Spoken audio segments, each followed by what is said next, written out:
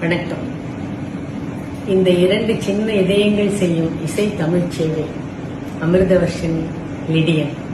வள்ளுவ ஆசான் இப்போது இருந்திருந்தால் உங்கள் இருவரையும் உச்சி மோர்ந்து மெச்சியிருப்பார். உங்கள் பெற்றோரை வாழ்த்தி இன்னும் ஒரு குரல் எழுதியிருப்பார். 1330 குரல்களுக்கு 1000க்கும் மேற்பட்ட குரல்கள், ஒவ்வொன்றும் ஒவ்வொரு மெட்டு, புது புது ராகமுட்டு விரைவில் மலரப்போகின்றன. அதில் ஒரு குரல் என் குரல். இது என் குரலுக்கு மரியாதை.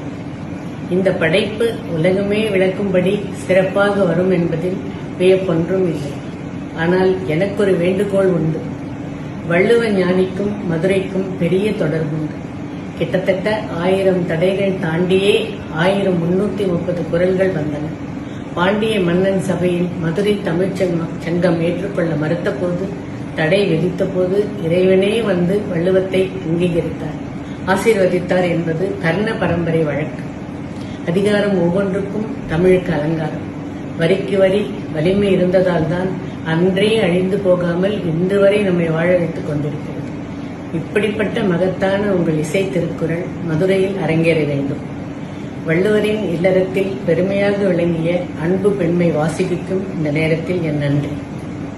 உங்கள் களைப்பில்லாத இசை உழைப்பில் உருவான இந்த 1330 குரல்களும் உலகமெல்லாம் கோடி தமிழர் வீட்டிலும் ஒலிக்கும். உங்கள் பெயர்களை வருங்கால தமிழ்ச் சங்கம் மறக்காமல் இருக்கும். வாழ்க தமிழுடன், வளர்க இசையுடன்.